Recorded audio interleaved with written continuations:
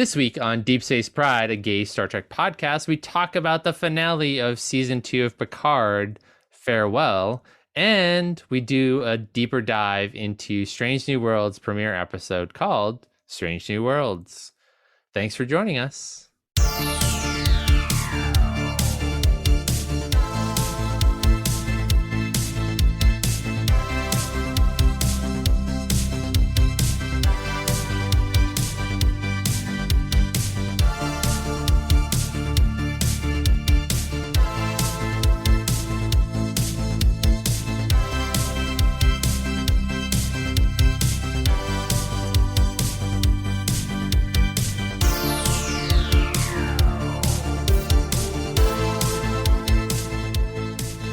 Hi, Johnson.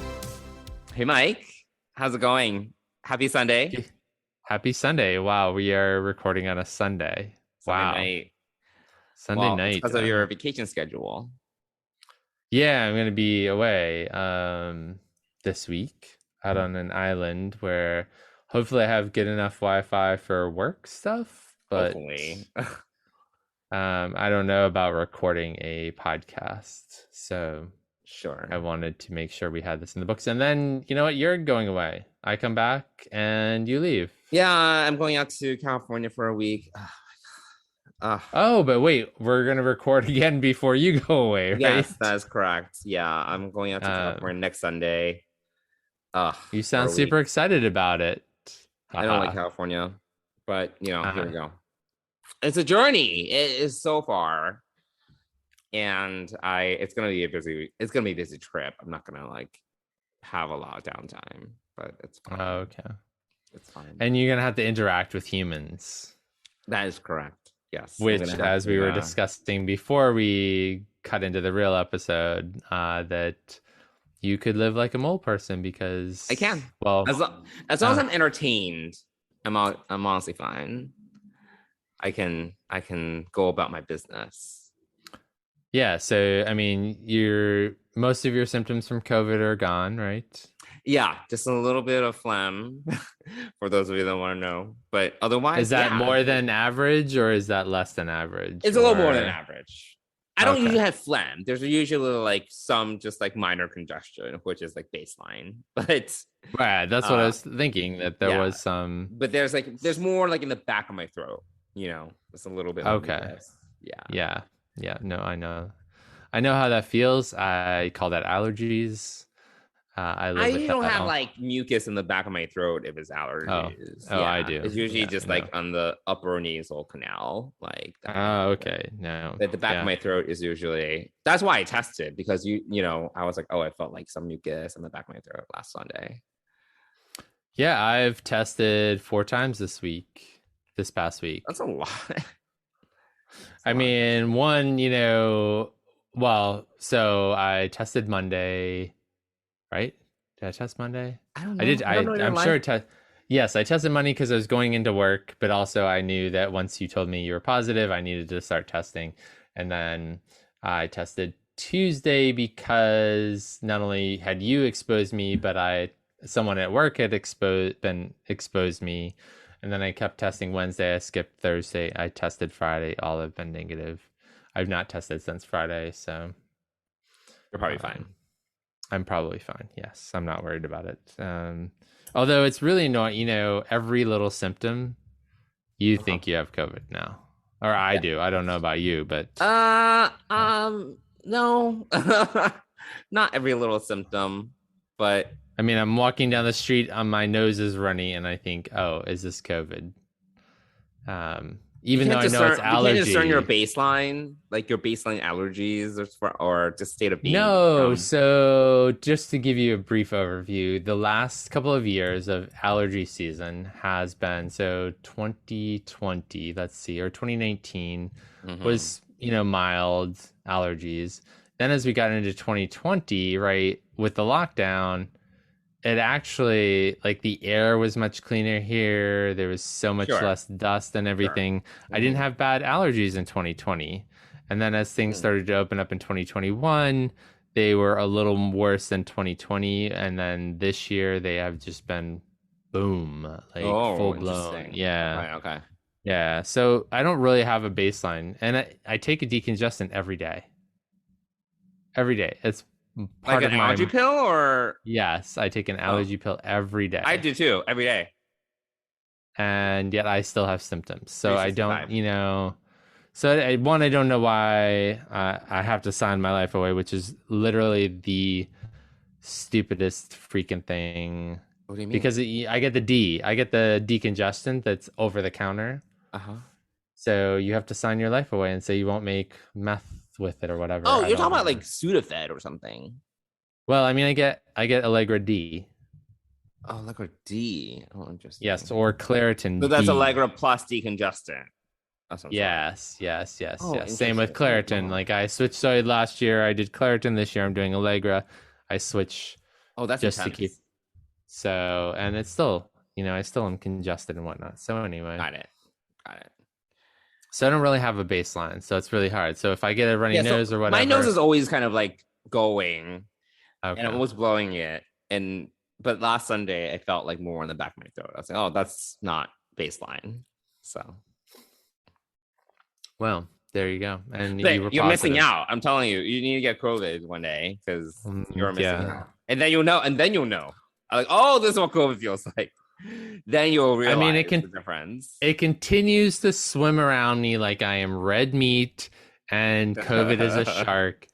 And yet Yeah. COVID still does not take a bite out of me. I don't know why. I'm fine with it. Dennis even said, "Well, maybe you should go get your blood tested. Maybe they should do some blood studies on you." Ooh. I mean, maybe. But anyway, yeah, if they want to pay me a great deal of money, I will do that. Sure. All right. All right. But Wow. anyway, Wow. so getting back onto our like Star Trek podcast, this is not an allergy podcast. Yeah. But we should start one. Sorry to riff on allergies for like 5 minutes, everyone. So busy week in Star Trek. A finale and a premiere all in one week. Yes. A bunch of cast announcements. So we're gonna talk about Picard first. So we might as well get into the cast announcements. And last week I talked a little bit about. I think I talked a little bit about. Did I talk a little bit about Allison Pill last week? Yes, we talked about it last week. Yes. Okay. So there was that announcement that was sort of like released the day before the finale. And then so my latest little thing, and I was upset about it later on. I was upset for a short amount of time. I'm not upset about it anymore, but Okay. I was on Instagram and scrolling, and Will Wheaton posts a picture of him outside of his what do they call them? Like a trailer? Trailer. Thank you. Could not think of that word. His trailer that says Traveler on it. And I was like, oh fuck. Oh, You got to should be have waited kidding me. like a little bit longer. I stayed off Twitter. Which is sort of my new home right now. And because I knew that I knew that people would be talking about it, and there's a bunch of Star Trek stuff in my feed. Sure. So I stayed off of Twitter, but I didn't think that scrolling through Instagram would spoil me, and it did. And I was upset about it for a little bit, and then I read a post from Will that explained why he started posting about it. So he was like, normally I would give like a day or so for people to kind of watch it and whatnot, but he didn't. But by the time he woke up, so this is 9 a.m., whatever time, let's just say he woke up at 9 a.m. Pacific time. It's already 12 noon on the Eastern seaboard. There were already a bunch of stories out about it, by the way. And I'm not going to apologize. Fuck all the story writers who put this shit out on the day of the finale. Like, screw you. You are a bunch of assholes for spoiling people like this. So he starts posting stuff because he doesn't want it to get like, he's so excited about it, understandably so. He's back in canon, he's excited about it. I totally get it. He's kind of had to keep this secret for a very, very long time. Sure. So I totally get it. So he starts posting about it because if he waited a day, it would have been lost in all of the noise.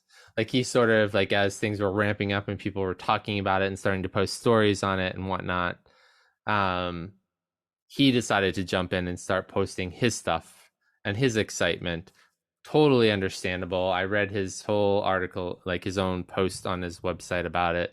So I totally understand, but I was upset for half a second, mainly because I thought, the big question from last week is the La Serena takes off with Girardi slash Borg Queen, and you're like, well, okay, they save the future. How the hell are they going to get back to the future? Uh-huh. Right. And we hadn't heard from our old friend Q in a while, so didn't really, and he's dying, so why would we think, oh, he'll take them back home? So I thought, I suspected that Q would take them back home. No, I was like, oh, fuck me. Really, their Will is coming back as the Traveler, which is great, but the Traveler is going to bring them back to the 25th century. Well, that didn't happen, thankfully. That didn't happen. No. Right. But these are all the thoughts I had before I watched the finale, because I couldn't watch the finale until later in the day or that night or whenever I watched it. Sure. So anyway, going back to your original point, basically the rest of the cast is not coming back except for essentially Evan and Rafi. Well, we knew Allison wasn't coming back. She spilled that the day before. Right. Trying to remember that she's a wonderful actress and I'm not going to be mad at her anymore. Okay. All right. And then so later on, this was just like probably over the last 48 hours over the weekend, pretty much, Issa Briones says that she's not coming back. Right. Evan Evagora, I don't even remember how did he say it, or did someone, is it in a story? No, he posted about it on Instagram, I think. Okay. Like 2-3 days ago. I don't really remember. He's not coming back due to the finale, nature of the finale. Cristobal Rios is not coming back. Right. He's not coming back. Santiago Cabrera is not coming back. So I didn't know Orla Brady wasn't coming back, but I guess she's not. Yeah, she had posted a while ago about that. Like it was like last year or something when they really? Yeah, when they wrapped season 2, she posted about it. But it wasn't, she was like, she was something like hang up my ears, around my ears. Something I do remember that. Yeah. I do remember that. Didn't realize that she was going to be such a crutch of this whole season, though. A piece of it, like this big of a piece of it. Yeah. So. Well, given the finale, I'm actually kind of surprised that Orla Brady and Allison Pill are not coming back. It's a little interesting, surprising to me, to be totally honest.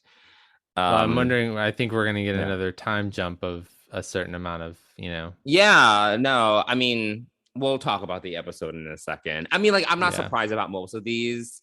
And honestly, I'm totally okay with Evan and Issa, because honestly, their characters were so insignificant to me that I was just like, whatever, bye bitches, I don't really care.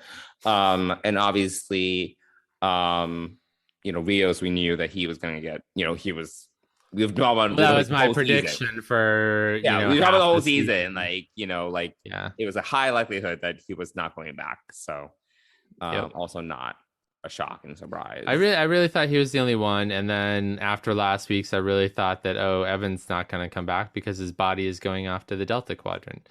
So that was a surprise to have him in the finale, but then to hear these not coming back. But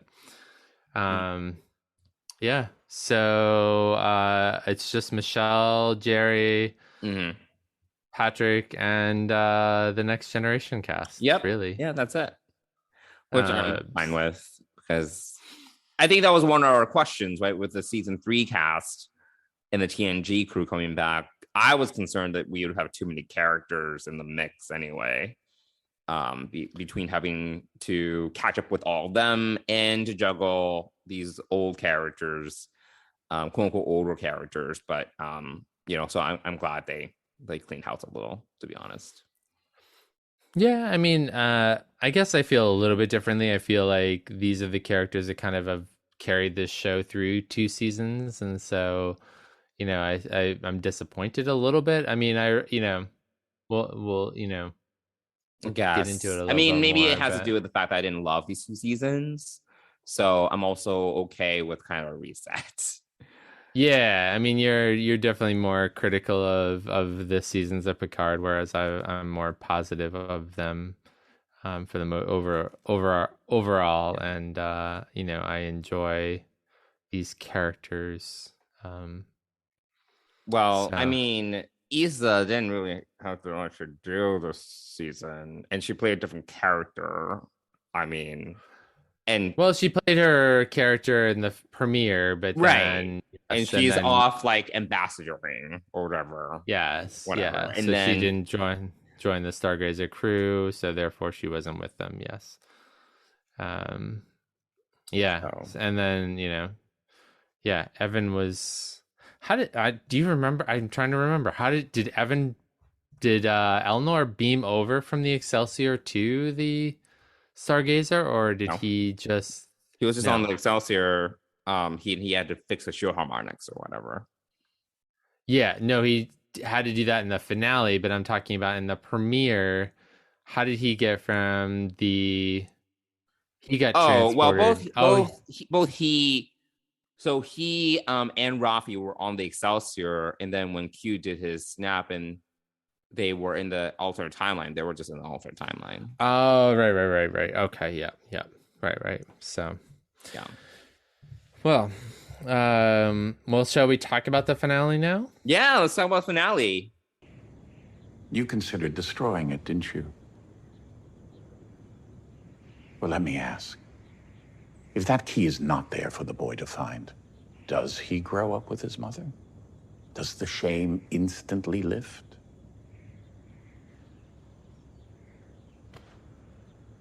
But you accepted your fate. You accepted you. You chose the Jean-Luc you are. You absolved yourself. And because you choose him, perhaps he will now be worthy enough for someone else to choose. And maybe this time you will even give him the chance to be loved. I told you this was about forgiveness, Jean-Luc. Yours. Why? Well, isn't that the eternal question? Know thyself. There's been so much loss, so much death. But you fixed all that. Elnor, Talon. Well, maybe not all of it. But Talon always dies in every timeline. This is the only one in which he meets Renee. I ask you once again, why? Finish the sentence. Me. From the very beginning, for over 30 years. Why me? So you rewatched it this weekend. I rewatched it an hour ago. Well, at this point, because we've been talking for a look while. at you. 2 hours ago. Yeah. Super productive today. That's good. I have not rewatched it since I watched it the first time, so you were a little bit more up to date on this. Yes. So it's more fresh. It's more fresh. You've got it this week. You're more fresh. I think last week I was more fresh. So, and I think I already know where you're going to go with this. I think I've seen and or heard you. I think we probably chatted about this. Oh yes, you sent me a few notes through Slack. I didn't even say that much because I wanted to save the conversation for when we record yes, you did. You did say yes, you did save, but you left some strong hints as to where you're going. I left some emojis. It was just like emojis. It wasn't. I didn't even give you context. So why don't you start out by sharing your overall impression of the finale? Yeah. I actually didn't mind the finale. I thought it was okay. I thought there were actually a few strong moments scattered throughout. Some really good character moments, some and with good acting. But to me, the finale is kind of like it's actually, to me, it's very representative of the season. It's very scattershot. I feel that the finale, for the most part, I just felt they were kind of going through like a checklist. they just had to like, let's wrap up this storyline. Oh, this storyline. Oh, so let's make sure we wrap up this character on this plot thread. It was just, and because they had so much to wrap up and they left so much for the last episode, we just didn't really have much of a chance to breathe with these characters and the consequences of these moments. And that was really, that's been my qualm the whole season, right? Like, and I'm not surprised that they just had to basically go through a checklist because that's what they were left with. And some of the moments were just like really out of left field for me. Like, I actually really disliked the Was It Crusher moment. It was just really out of left field for me. I was just like, there was no foreshadowing that was going to happen. And we can talk about it more in a moment, but that was that we got moments like that where it was like, what the fuck? Like, but they just had to like, wrap up the core storyline. And it was, I don't think it was well done. And then even like the whole Borg Queen thing, it was like, there's this galactic event that we're going to solve in 3 minutes. It was just like, okay, I guess that was a threat to like, a quarter of the galaxy, but we solved it. It was just like, what the fuck? It was just like so out of left field. And of course, it's another like existential, like galactic event that we need to deal with. And then it was immediately resolved. It was like things like that. I'm just like, all right, I'm just like, I guess, but it was just like, yeah, I mean, like, but there were like strong character moments, like, like the last moment between like Talon and Picard, that was really good. We'll talk more about Q and Picard in a second. They had some good moments. I have bigger issues with the whole Q storyline, but they did have some good moments together. Like if you were to look at it in a silo, I thought they had some good moments, but then, I have issues with the whole Q storyline from a season-wide perspective.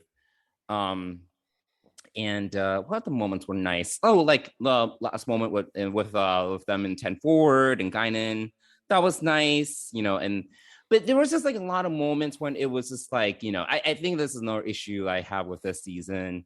It was like a lot of like telling versus showing. Like the Wesley Crusher, the scene it was literally just like exposition. It was just like all just telling, there was no foreshadowing that's gonna happen, like nothing leading up to this moment. It wasn't like some like grand, catharsis of, like Corey's life. Like, it was like, what? Well, all right, I guess she's a traveler now. Bye. We'll never see her again.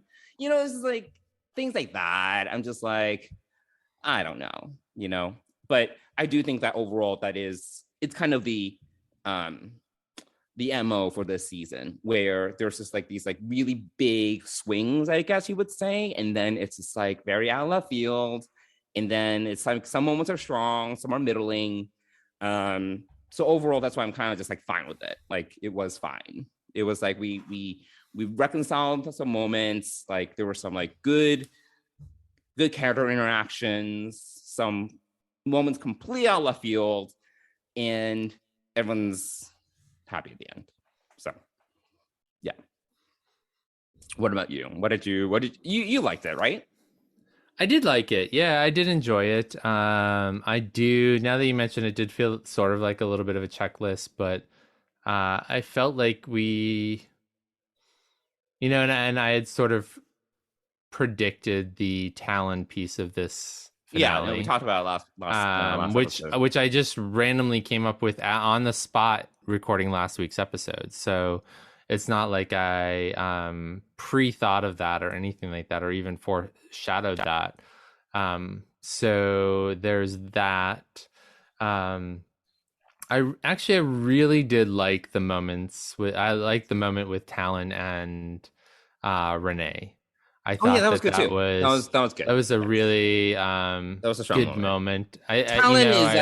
Talon's great. Like I actually really like Talon's character. I love Orla Brady, so I thought that she was I do too. Yeah, season.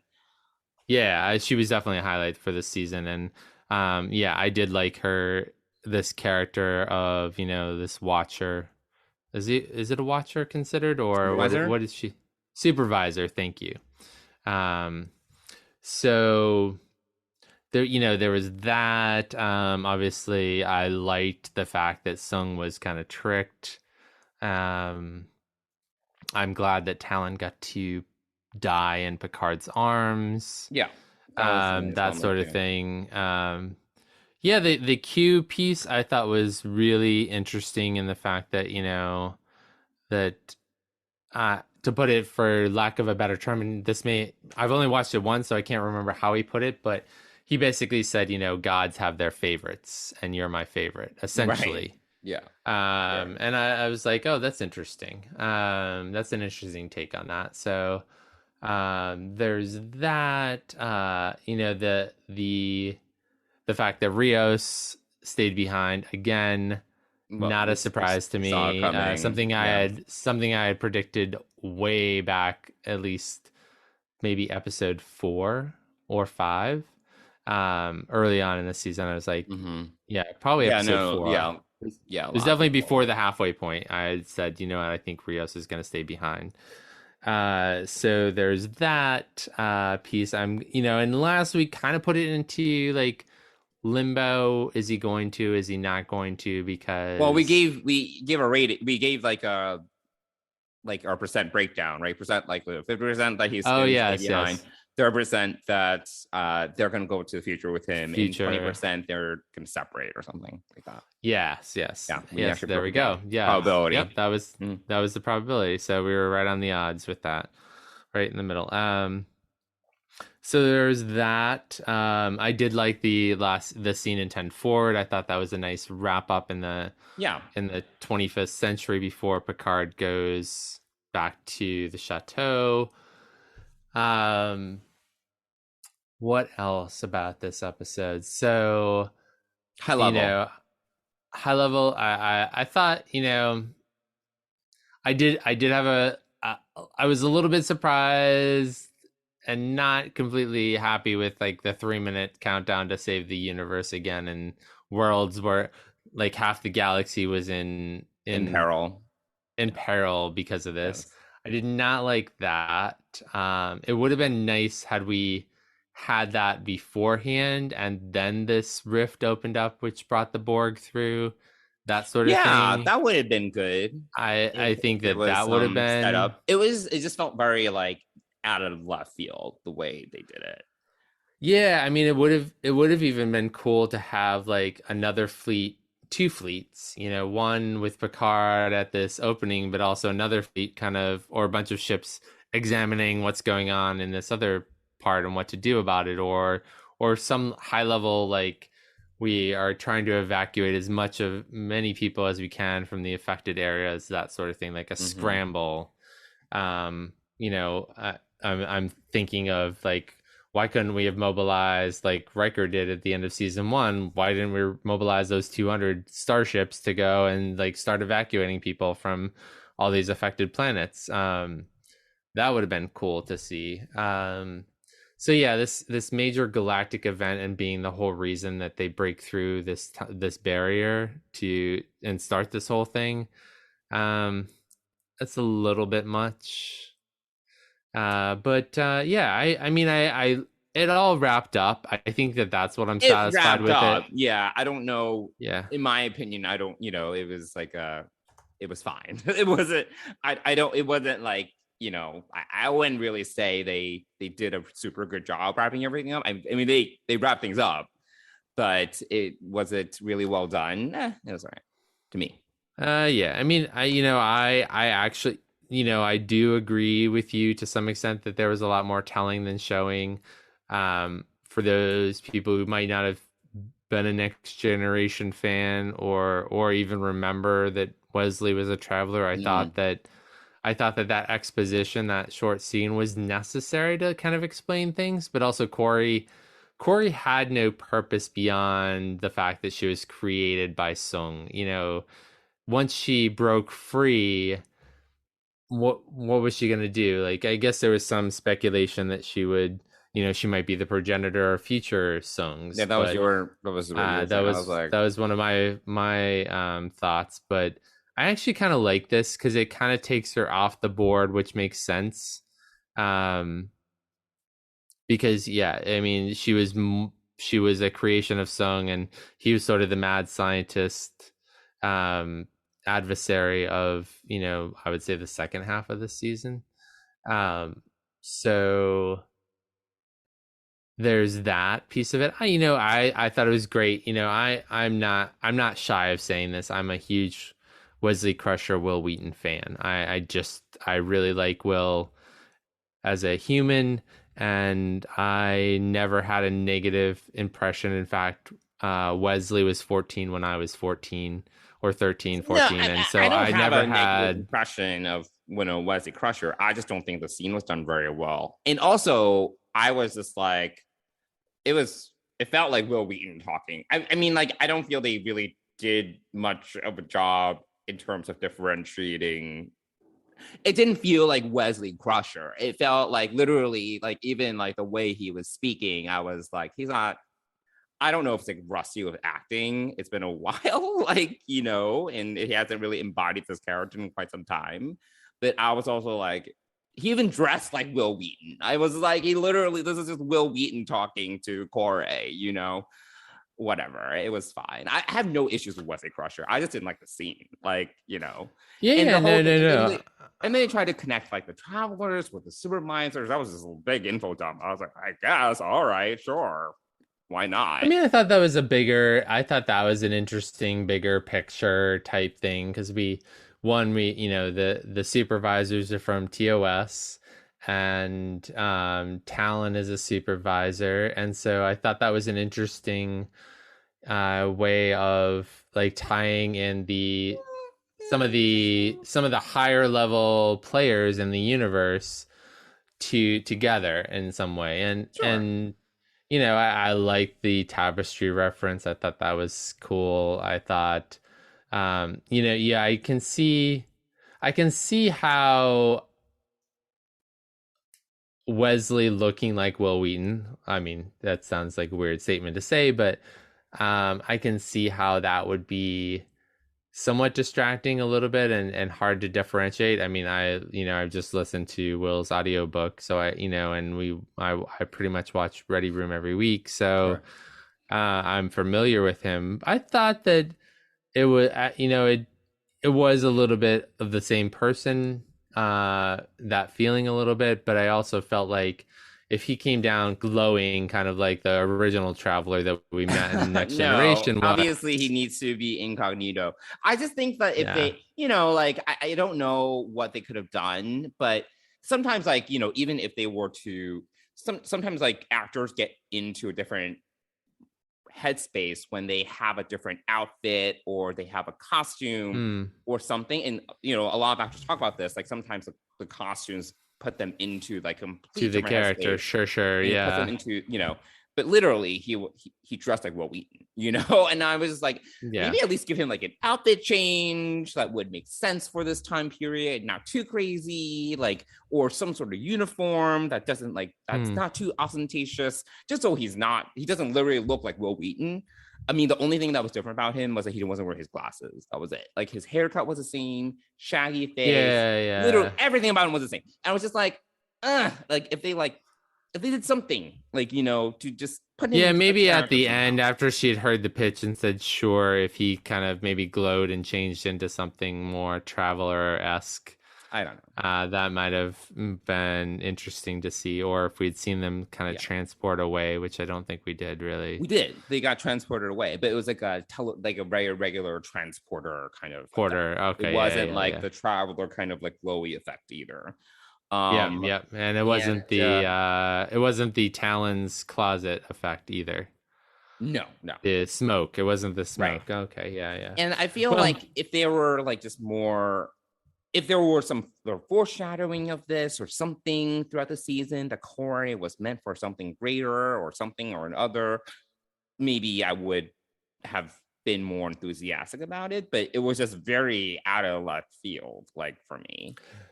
Yeah. I mean, she's into the computer systems, and we see Q in the computer systems. And where does she get everything? She literally walks away from her dad's compound. This is a woman who has never left her space, right?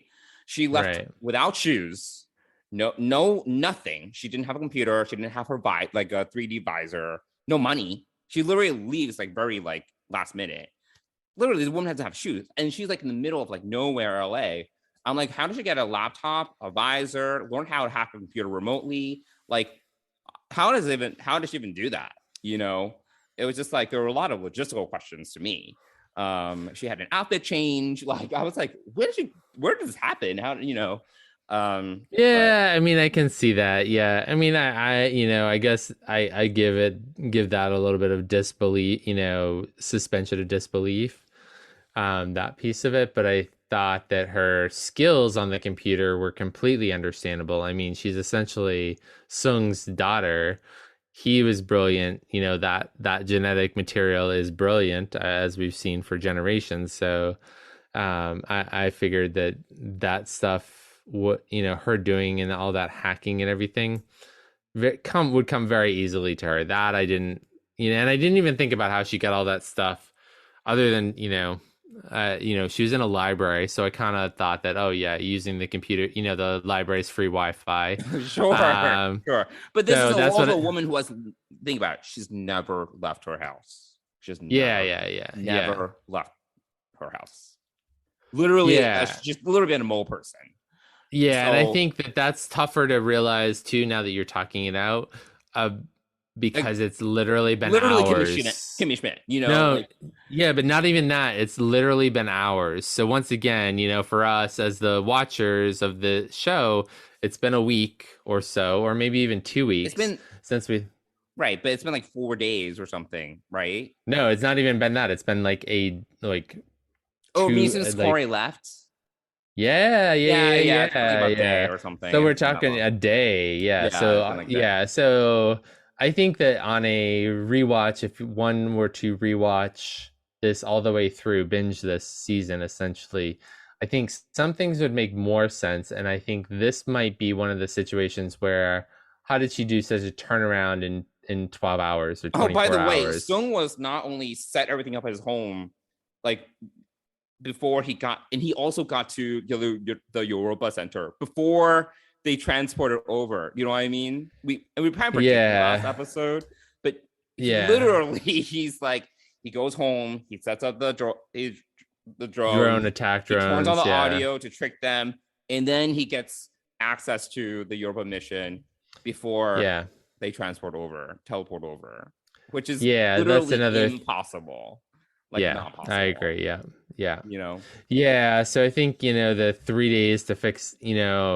Had we really thought about this and really thought this through, I think giving them a week would have been a little more believable. Yeah, more breathing room or something. I don't know. Yeah, just not something. That I would want to spend more time in LA, but no. But I mean, it would have expanded the time frame a little bit to make it a little bit more believable in a world where there aren't transporters except Talons, really. Right.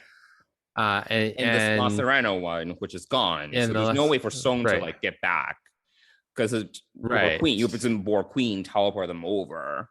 So now, how was he? He was like literally in the middle of nowhere, France, nowhere. Yeah, right. In the movies, So unless he had a recall button that beamed him back to wherever, but that would put him back in LA, but that still doesn't explain all the things that he needed to do in the time. They used the La Serena's transporters, and that's gone. How would he have gotten back? Right. I don't know. Yeah, I don't know.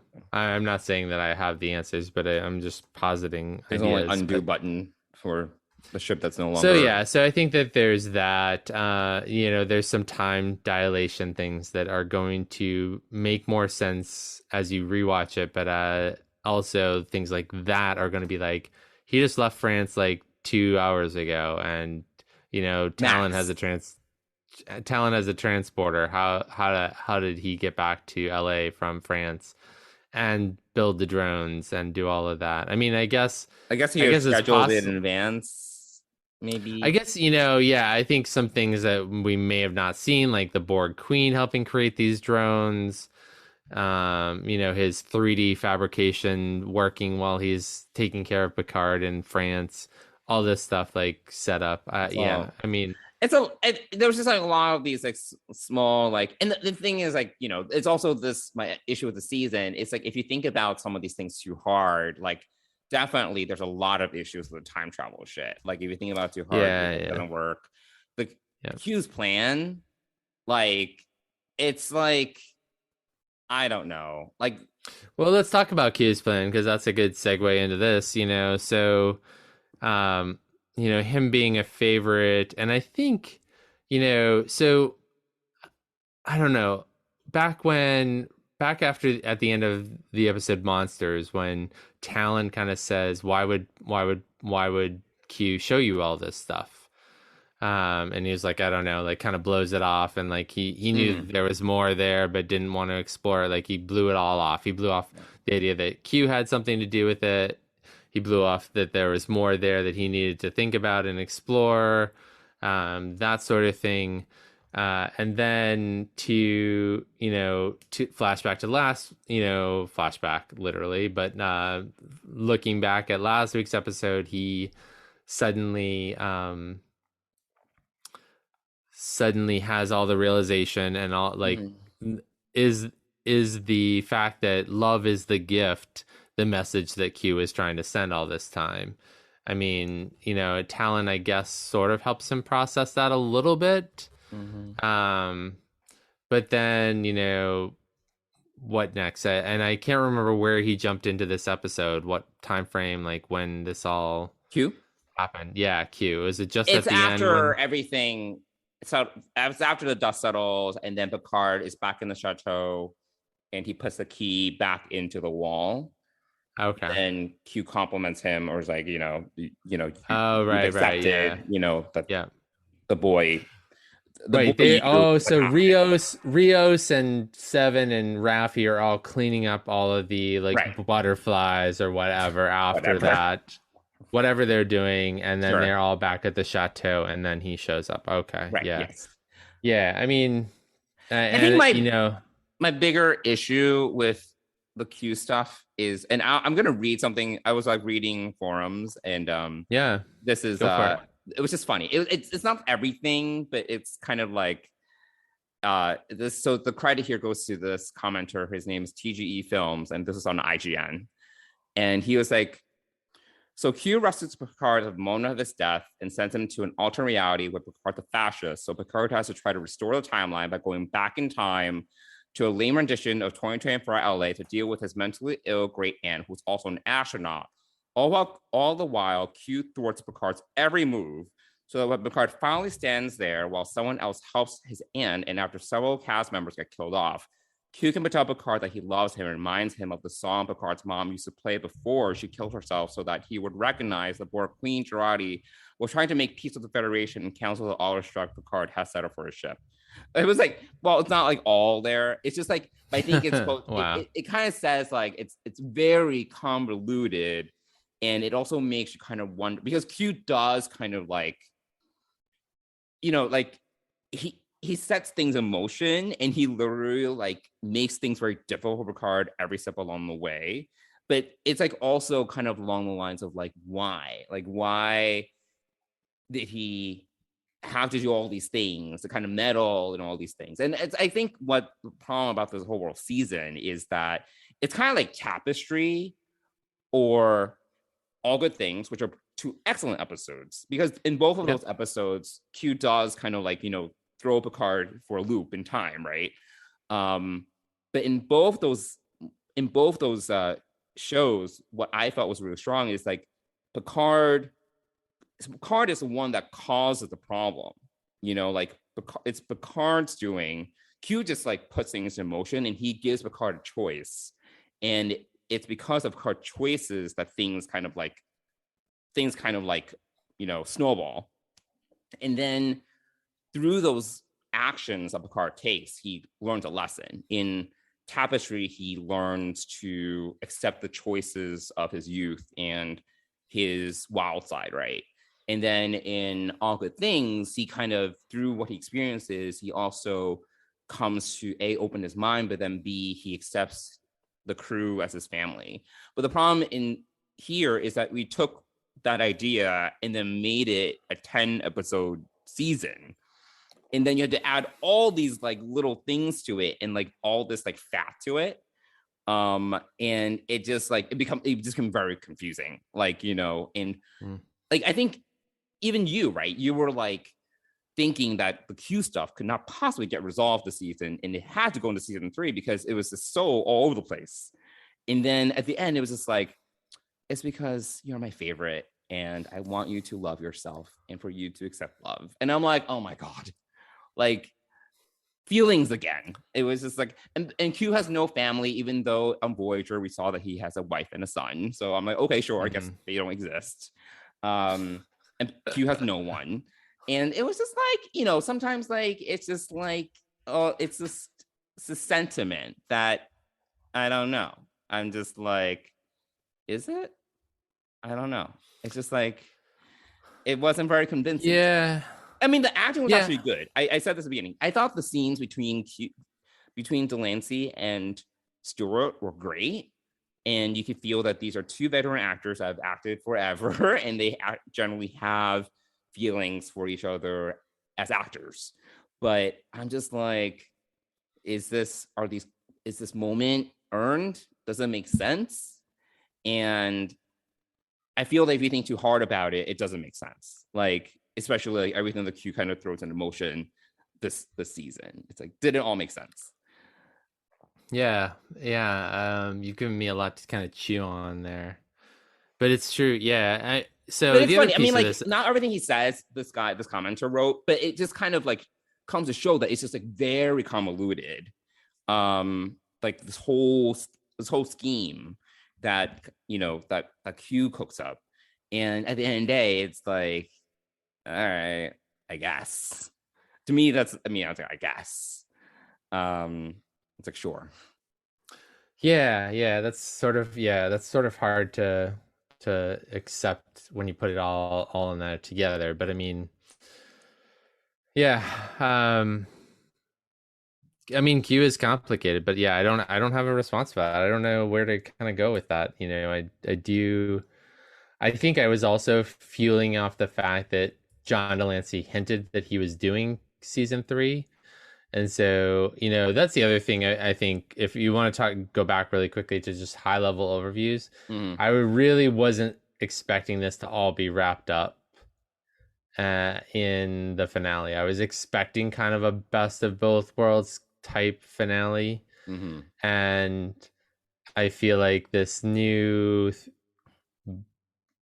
wormhole, for lack of a better word, whatever you are, that has to be the season 3. Well, I mean, but the funny thing is too, yeah, I mean, you would think so, but then, you know, Girardi's saying, we'll stay here and stand guard and watch over it, and you're like, okay, and then she says she's not going to be back next season, so like, you know, you know, I just don't need the mind fucks right now. I need, you know, like, if that was a mind fuck, I'm going to be even less happy with Allison Pill. Because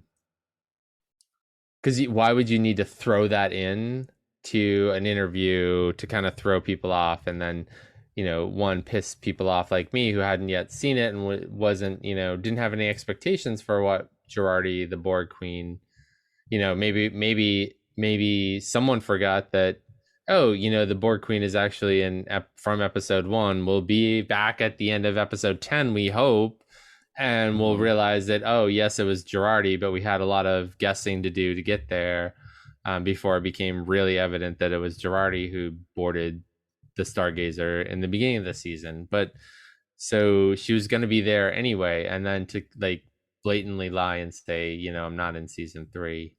I don't think she would lie. I mean, I don't know. It's just, you know, I mean, if the Borg are there, that version of the Borg are there to watch over this new conduit thing. Why? I hope it's not something where in episode 1 it's like, oh, the Borg ship got destroyed. You know, because I feel they could do things like that. I think shit like that happens.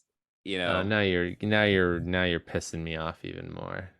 But they do stuff like that. They like, I know. Yeah, just so we can move on. You know, it's like, oh, threat came now and the warship got destroyed. Because it would have been a lot easier just to blow up the Borg ship as the energy was dissipating. Like it could have, like, the shield harmonics could have broken down enough that she takes on, like, she she rearranges it so that the Borg ship takes the blast from this galactic event that suddenly appears out of nowhere, But she was destroys the on Borg ship. But she was on the Stargazer, though. I understand that, but you know what? The feedback or the death of all of that somehow kills her in the Stargazer. Versus this like hanging thread. Yes, with this hanging thread now, like because then it would have made more sense. So like, what are we looking at? And that would have been like, okay, yeah, so what are we looking at? And so I think that would have been this transport conduit. It has to be. If it's not, I would be like, what was the point of that? I mean, but it has to be the premise. Yeah. Absolutely. Well, and so interesting theory. A galactic threat of crazy proportions. Yes. So the one interesting thing that I've heard about this galactic event, this new conduit or whatever, is that somehow it could help rewrite Nemesis and Data would not die, which is really freaking fascinating. What? Why? Yes. I don't know. I'm just I don't know all the steps to get there. I don't know the theory steps to get there, but the end result was please. No more time. Yeah, anyway. I can't. Well, it's a conduit. It's either goes somewhere or goes somewhen or goes somewhen. No more time travel. I don't want it. But anyway, it's a theory. It's a theory. We won't know until probably later this year. We won't know till later this year what happens. So, assuming that Picard season 3 takes over, where Discovery usually pops in. I mean, which I think is probably a good bet. It's likely, but so if they hurry it up. So anyway, we just rewrote the finale to better suit our logical minds. But anyway, well. But one of the things so let's see. So Renee solves it. We get back to the 25th. What's his Q snaps his fingers. Rios decides to stay. Shock. So then it's just Raffi. Raffi and Seven have some nice moments. They kiss. Yes, they do. That's actually my favorite. I really love them both. And as we predicted, Seven is a captain. Becomes at least a temporary captain. Yes, even temporary captain. But that's fine with me. I thought that was great. I mean, yes, I thought that the dropping of that in episode 9 by Raffi, seeing that come to fruition, made a lot of sense. So yes, that was great to see her and the captain. I wish I had more to do, but it was fine. I mean, hopefully we will see more. Yeah. I hope that next season opens. 2 minutes, but. Yeah, I hope next season we see on the bridge and there's Captain 7 or Captain Hansen or whatever she wants to go by at this point, on the bridge in a captain's uniform. But anyway, that'd be really cool. So they did have some really nice moments. They are my favorite relationship of this show. And it all came out of obviously important enough where they are going to be around for season 3. But obviously I also think thought that they had the most to do. I think chemistry wise, I think also example wise, I think it's a great example of another type of love that they have from the LGBTQ community. So I'm really happy about that. I mean, I was. Oh yeah, because all the other, I'm thinking the entire TNG cast are just like straight heteronormative. Well, I mean, every representation aside from Dax, and that's gosh, that would be it. Oh, right? From the Rick Berman era. I guess. Yeah. But yeah, I think having a gay couple in Discovery and having a lesbian couple with very different relationships, although not without their fraught, earning their relationship. But I think it's a great example, and I was explaining on Discovering Trek. I think it's a great example of two professional people and how much they love and care for each other, but are both career path people. And I think that that's a great example for anyone. I think that let's talk about straight people for just a second. I think what straight people think about lesbians is what you see in lesbian porn, right? Or in straight porn. I don't know. But anyway, so I think that is sort of, it's great to see something that resembles a real relationship, and it's not like what all these straight white men are watching on Pornhub. So I think it's great. I think it's a great example for the younger generation to see two women love one another in this way. So I think it's very representative, and I'm here for it. I love Michelle Hurd. I love Jerry Ryan. I do hope that Jerry does some conventions in the future if we, eventually. But I also sort of regret not going to see Michelle Hurd while we were at Chicago. But anyway, oh yeah, she was there. Yeah. So anyway, yeah. So I thought that's great. I'm glad that they're around in season 3. I think that that's necessary, for a number of reasons. One being representation, but two, I think that getting rid of the entire cast from the first 2 seasons would be not a great move. Yeah, not get rid of all of them. We do not need to. We are not signed up for Star Trek: The Next Generation. That is not, and that would go totally against what Patrick Stewart said. Why he wanted to do this series was because it was going to be different. So, I'm hoping that what comes forward in season 3 will be different, continue to be different in a way that is maybe a little tighter, more tightly written. Yes. Fewer strings. Yeah, and maybe fewer surprises left until episode 10, like until the series finale. Yes, yeah, exactly. Yep. Yeah. That would be nice. Yeah, I think everyone, like, I think all of us wanted to be back on the Stargazer probably in episode 8, to be honest. Yeah, we spent way too much time in LA. I was not. Yeah, I did not want to be in LA in episode 10. But I also think that the Stargazer is going to play a part in season 3. I think that makes sense. But we've also heard that there's going to be a lot more starships in season 3. I'm like, yay. Yeah. That's supposed to be a thing. Yeah, that's great.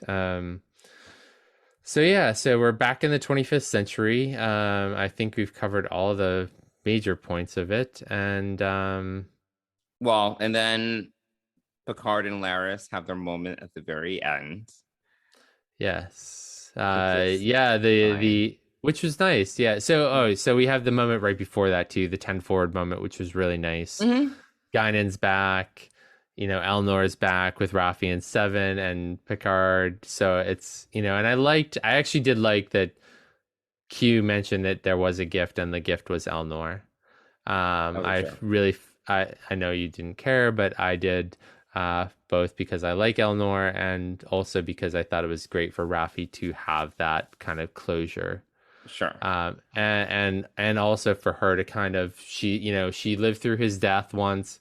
She realized her mistakes and forcing him to do things and pushing him for her own insecurities. So I think that that's a nice kind of, after she realizes all of this, the nice gift is that he's there and she can kind of let go of that. And also I think that it's great because her and Seven can focus on their relationship, and I'm hoping that they both serve in Starfleet, or I'm hoping that we really get to see Seven in Starfleet, and that oddly enough, Jean-Luc Picard has more pull than Janeway did 15 years ago.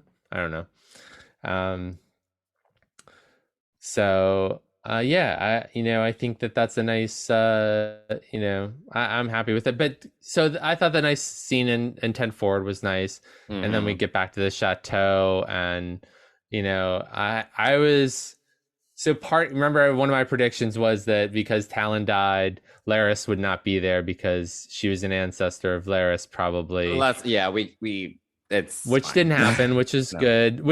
But I half expected Zabon to pop up and say, "Who are you looking for?" That sort of thing, which I thought would Yes, I be, mean they needed the emotional closure for that story, and then this whole season, the time travel stuff. There's all these issues. Like if you think about it too hard, there's like a lot of paradoxes. It's like, yeah. and how we were thinking, oh, maybe they started a separate timeline, but the beginning, Picard was like, oh, these are the bullet holes that I saw when I was a kid. I was like, okay, so I guess it's the whole grandfather paradox where, if you didn't come back, then the bullet holes wouldn't be there. Whatever. It was just like very messy. Well, I'm hoping that the guys that they beamed into the rocks like disintegrate somehow, or something happens to Yeah, them being beamed into the rock. But anyway, yeah, it's all very confusing, and we shouldn't yes, even. I don't even want to bother talking about it because it doesn't make any sense.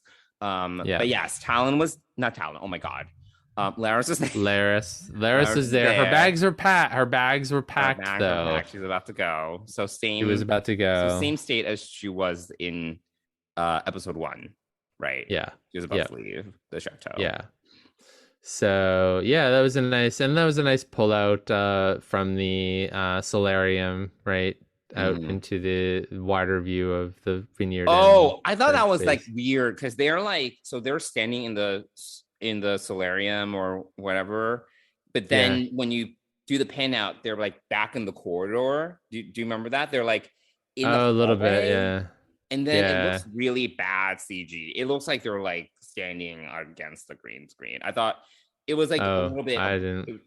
You should watch it again. It was like poorly done. Actually, it was. Yeah, it was I mean, I have to. I will definitely watch it at least once or twice more. Probably twice more. I do kind of want to watch it on the big screen because So yeah, the benefit. Well, so the detriment and the benefit. So you watch everything on the big screen, right? I tend to watch almost everything on my iPad. So some of those details escape me. Seeing some of those starships, I have to look really hard at. Or once in a while I will watch an episode on our big TV, but so it is dependent on that. But I will try to watch it again because it pulled me out of the scene because it was okay. I was just like happy with the wrap up, and kind of like the pullout was just from that angle. Was just I was just sort of flying on the emotional end of the season and like didn't really like scrutinize it. Again, I've only watched it once, so it was just kind of like that. So well, there we are. Then it doesn't really make sense to me that Orla Brady is not going to be in season 3. I'm like, the way they ended, it's like, so do they break up before season 3? Yeah, I mean, what happens? Yeah, and then someone joked, I forget where or when, that it would have been interesting had he come back to the chateau and Beverly was there. That would have been interesting. That would have been cool. I would have taken it. That would have been really interesting. But so there we go. Season 2 in the books. And do you want to give the whole season a rating, or do we want to talk about the next time? No, we can do it now. And I'm trying to remember. I mean, I enjoyed the first season a lot. You did not. Yes. This season, you've been highly critical. I've probably been on the more easygoing side of this season, with a few exceptions. So I'm trying to think of what number I would give, but I imagine yours. I feel you gave season 1. Okay, so season 1, I think you gave like a 9. I don't know. I think so too. Yes. Yeah, yes. I think I gave a 9. Yes. Yes. I gave it a 9. So it's interesting. So would I give that season a 9, having looked at season 2 I'm going to revise my season 1 score. Okay. All right. So is it 8 the cop out or is 7 the cop out? I forget. I think 7's the cop out. Is it a cop out? I would. Yeah. So, a complete aside for just a second, like, I was on a call once and they said, okay, rate this from 1 to 10. Okay. But you can't choose 7. Oh, really? So Interesting. you either have to say 8 or 6, which are two different things, right? Yes. And I thought, oh, that's really good. Like 7's kind of like 7's like a cop out. So 7 is passing. What? 7 would be passing. That's like getting a 70 on a test. It's like that's sort of like, but for me, that would be like you're sitting on the fence. Like pick a side of the fence. I'm gonna say season 1 was an 8. I'm going to say that season 2. Oh, man, I want to say an 8.5. Yeah, I don't think it's a 9. Marginally better. 9's really high. 9's like excellent. I think 8.5 is a fair number for season 2 if I revise my first season to 8. Now you gave the first season, if I remember correctly, a 4. No, I gave season 1 a 7. You did? I did. Yes. Oh wow. All right. Yes. So all right. Do you think yourself 2 years ago would have if I'd forced you to say 7's not an answer?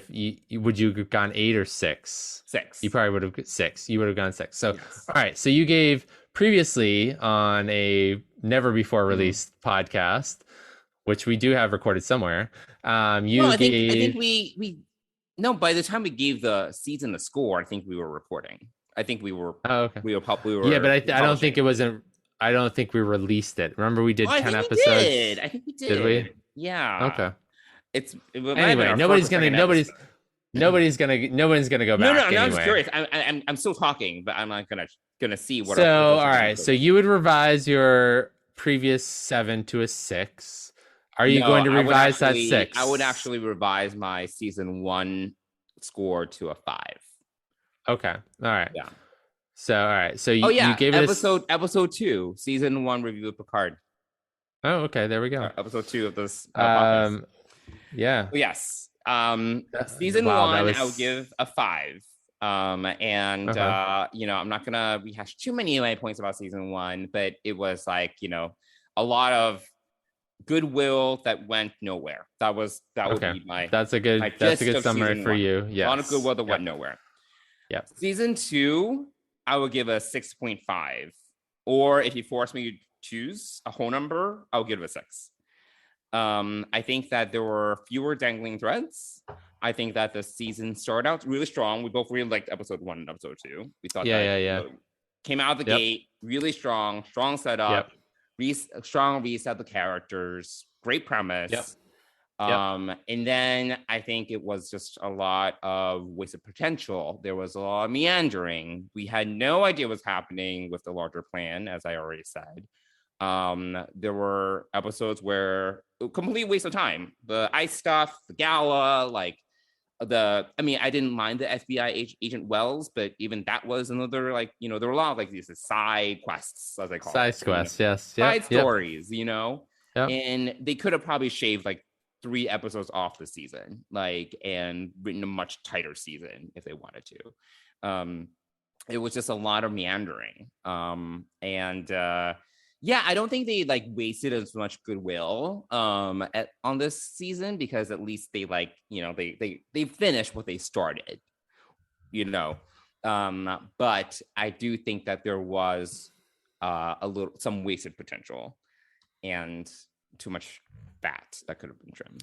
I did an 8.5, so I'll allow you a 6.5. I think that's fair. It's an improvement on season 1. So yes, it's an improvement on season 1.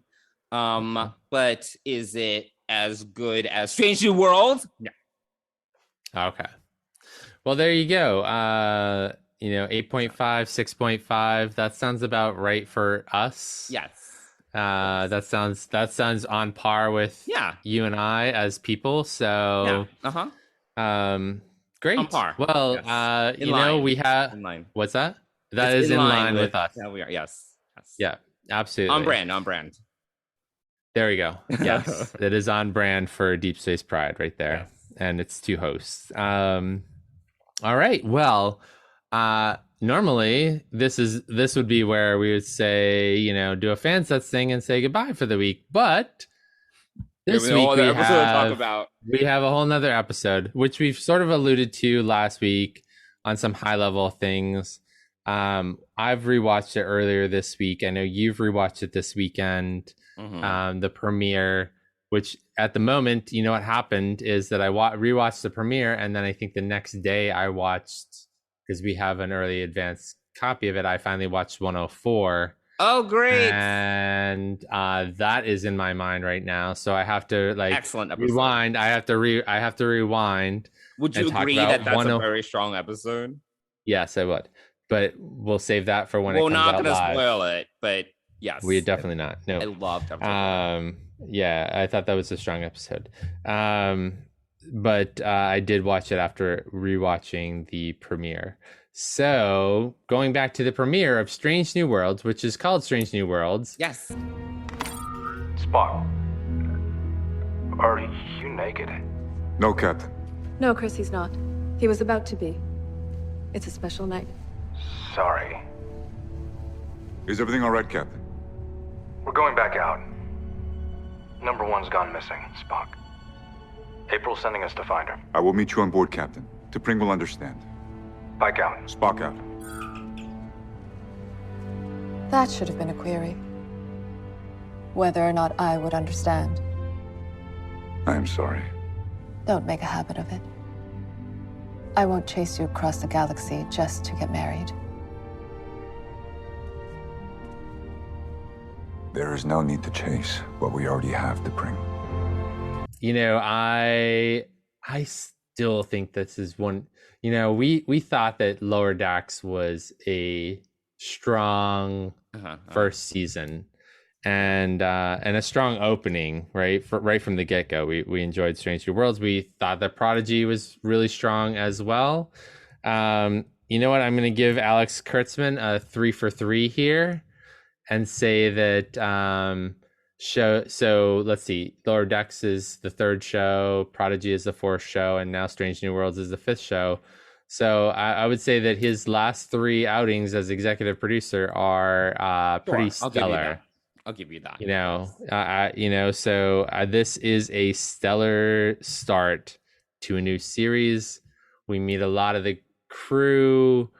We see a lot of cool interactions, and I don't really know how to go about talking about this because it's an episode. I mean, it's an episode, it's an episodic show, but I think that's the thing that's great that I also prefaced when we spoke last week is that each of these episodes also has a central character, right? Yes. Yeah. And I think that one of the ways that we can talk about this episode is, it's obviously it's about Christopher Pike. Like that, there's obviously a lot about other characters as well. Like there's a lot about Spock and like a little about Lon. Yeah, a little bit of Lon, but this not a lot about it. This was a Christopher Pike episode. Yes, yeah, this is definitely a Christopher Pike episode. Yes. So I think we saw value it through that lens, maybe. Okay, that's a great way to look at it. I loved Pike in season 2 of Discovery. Yes. Huge fan. Huge fan. Yes. I love Anson Mount, first of all. I think he's awesome. Super human being. So I think that he embodies this character, and I love. So the other thing, first of all, I really love the fact that this comes out of the gates probably a few months after Discovery, the season 2 finale. Yeah. So if we, there was some mission that happened not too long after. No. So yeah, I don't know where they're jumping around in here, because if you remember, Discovery ends and we get like a couple of minutes of the Enterprise as the kind of closure to season 2 of Discovery.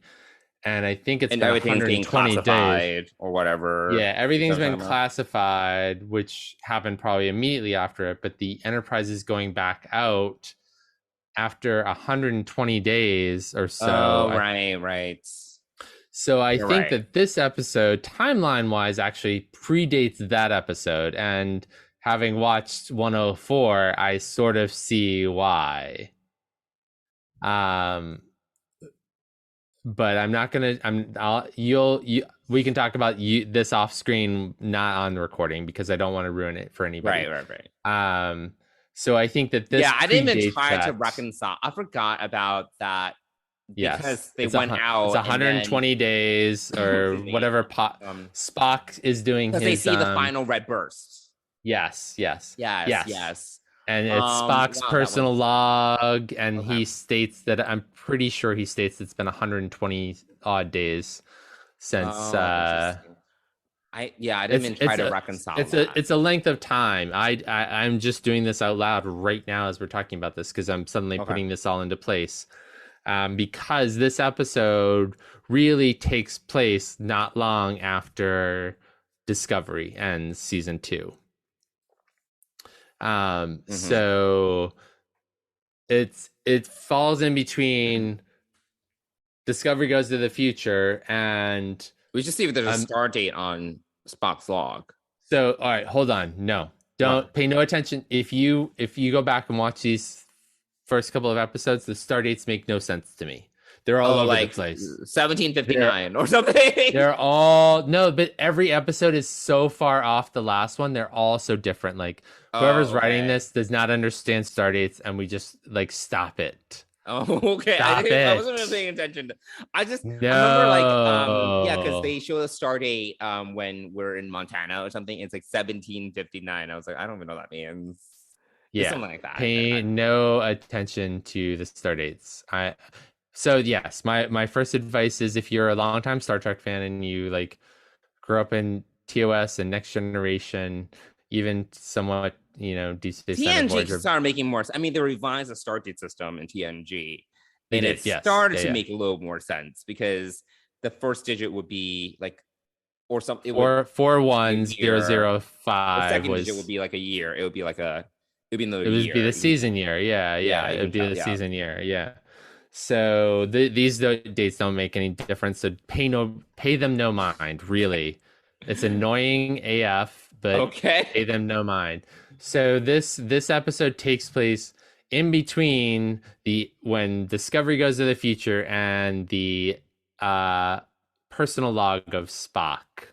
Okay. Which is and now I've thought of something else. So that doesn't make sense because Spock had a full beard and then he came onto the bridge without a full beard. So there's that. And do you think that the so weird, the Riley 279 or whatever, they could have developed like not atomic, but like a warp bomb so quickly? I don't know. I mean, they had satellites, right? They had they detected what was going on in the flight with control, but it's like how quickly can you extrapolate all of that and then build right. So this is what I'm talking about. The timeline, the timeline doesn't seem exactly. I wouldn't try too hard to reconcile it, to be honest. Yeah, and in fact, now that I think about the shaved face of Spock when he goes onto the bridge, is sort of like so it doesn't all make sense. So I don't know when this starts off because it's meant to think that this is immediately after like Discovery and like the whole and they're in space dock getting repaired. They're getting repaired, but anyway, think too much. All right, not gonna think too hard about this because it's already hurting my head. And so anyway, let's so I think right out of the gates, like seeing Christopher Pike being this, I would haunted to some extent, haunted by his future, which is an interesting idea, right? Haunted by his future. Usually we're haunted by our past. In this case, he's haunted by his future, and I think his fate. Yeah, by his fate, and I think that the moments that Spock catches him and says Captain, and he's like kind of frozen in the bridge when they're about to leave. And then he sees it in his quarters and a few other times. I speaking of which, I really did like the talk that Spock has with the captain. Excellent conversation. Yes, it was so good. So good. So good. Just be the captain. Be the captain. Yeah. I thought that was excellent. I loved the introduction of Nurse Chapel and how she, like, just her playfulness, right? She's so playful. Like, she's kind of like... Well, everyone's a little... Other than, I think, Uhura, who's a little bit stiff because she's like a cadet and she's trying to, like, be proper. But I feel everyone else is very, very playful, very comfortable. Not Lon. No, sorry. Lon is Lon. Because she's the new addition to the crew, right? So M'Benga's been there before. He introduces Chapel. That's all fine. They have a pre-existing relationship of knowing each other. Obviously Pike knows M'Benga. So number one, who else we got? Ortegas. Yes, great. Who's great in this episode as well. We don't really get Hemmer until the end. Yeah, he's transfers on. It's kind of a not part of this episode really. And then who else are we missing? We've got the cutie Chief Kyle, which yes. He's fine. Yes. He's fine. All right. He's better than fine. Ethan Peck is more my type. I mean, yeah, I can understand that. Yeah, I mean, yeah. I follow a number of gay Star Trek fans on Twitter, and I've seen both Chief Kyle and I've seen both Ethan Peck on Vulcan posted in their feeds. So sure. So yes, take your pick. There's no shortage of good-looking people on this show. Everyone's good. Everyone's good looking. So I'm like, whatever. Wait, how do we get on this? We're just running through the. We're just running that we're introduced through. Yeah. I mean, we've got Ortegas. So they're going after Una, right? And who doesn't do downtime well. Going back to what we were saying about Christopher Pike and him being haunted, and we see him right by the future, and we see him in Montana. Montana is gorgeous. Like, I know we've seen it in the trailers, but honestly, when he's like riding his horse through the snow, and you see the wind turbines, wind turbines, and then the shuttle flies in. Oh my god, it was gorgeous scene. Yeah, it was so cinematic. It's like, because you see the far shot of him on his horse just like riding through the snow, and it's like a small dot, and then the shuttle flies in, and I don't know, they just did it really well. Like, the whole scene, and it's a great opening. So good. It's just so well executed. Well, even from the beginning, right? So even before that scene, so that's after his captain sleepover happens. But his nice little house in the mountains of Montana, which is also gorgeous. And the classic movie playing on the thing and just what it's saying. What movie was that? Do you know? Yes, I do know, and it was just remade a few years ago with Keanu Reeves. Oh, the Day the Earth Stood Still? Is that? Yes, thank you. Yes, the original. That's it. Okay, the original. That was the original. Yeah, that's the original. The Day the Earth Stood Still. Okay. So I thought that was a nice touch to that, and the fact that Captain Bates, is that her name? I think. I don't know. Captain with benefits. Captain with benefits, Bates. Yeah. She mentions that he seems to really like this film, and he's playing it on loop or whatever every day or whatever, which is interesting. So So she's been around. She's been around more than once. If she knows that it's his favorite movie. Yes. Captain with benefits. So, but I thought it was nice that she said, "You know what? I hope you're not here." So everyone's kind of pulling for him to get back out into space because that's where he belongs. But trumping all of this is Admiral Robert Bob April, the original captain of the Enterprise,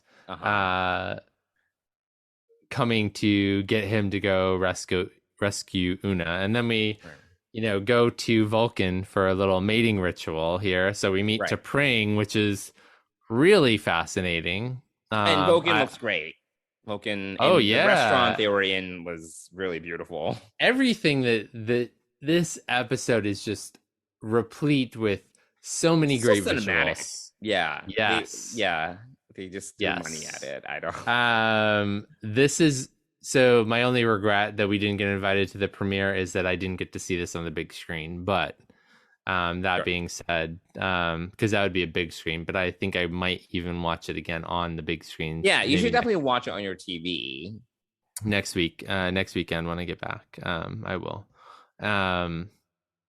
So we get Vulcan, we get Spock. And interestingly, T'Pring calls Pike, "Hey, Chris." Chris, hey. Yeah, she calls him really Chris. Know their background, I guess, but it just seemed very informal for Vulcan. For a Vulcan, for a Vulcan. But she calls him Chris, which I thought was really interesting. And she was also like, he's not naked, but he was about to be. Yeah, I thought it was interesting. And I think they're trying to play into the more caged Spock, but then also kind of like early, but letting that be kind of like maybe the standard for Vulcans, where yes, they're in control of their emotions, but they're not so in control of their emotions because T'Pring is obviously annoyed. She's annoyed, and she's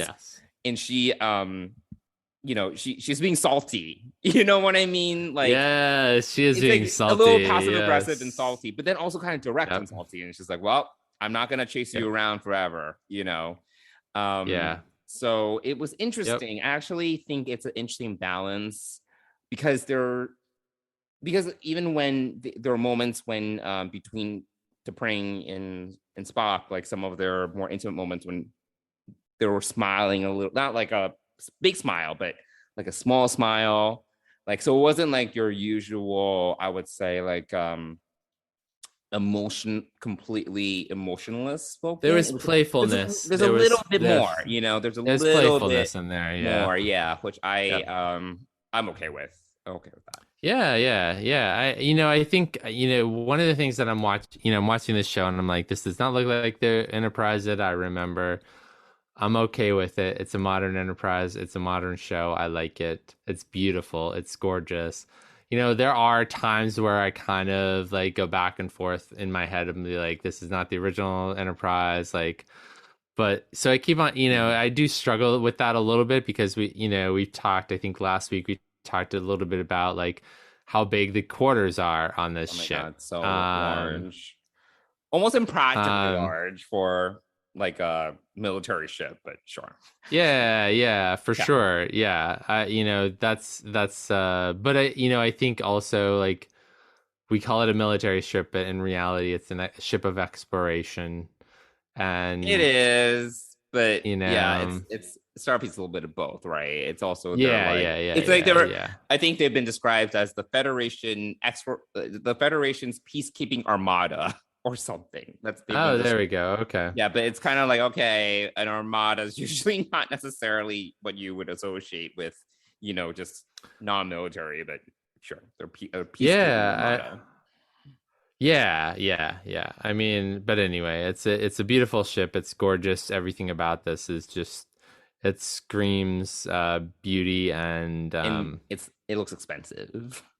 Yes, it looks expensive. It looks expensive. Yes, absolutely. I don't, it looks amazing. Honestly, I don't know if we've ever talked about this before. I would want to live. I want to live on this Enterprise. Oh, this Enterprise. I wouldn't mind this. I wouldn't mind this this Enterprise? or like the Enterprise. The Enterprise T was. I think we've talked about this. Well, yes, we did talk about this. You would because the love to Enterprise live T on is the also kind Enterprise of C. luxurious, but when compared to this Enterprise, the quarters are nothing like this. Yeah, no, this is yes. But do they it's have great. do they have an arboretum or cetacean ops? I don't think so. Maybe not, but anyway, so they go on this rescue mission for Una, and we see the USS Archer, which it's nice to see again a ship that was designed back. I don't know if you. We didn't even talk about the teaser, which I loved. The teaser where you get the aliens' perspective, and they're like, "There's a UFO." Remember? You know what I'm talking about? It's the very beginning episode. It's on Riley.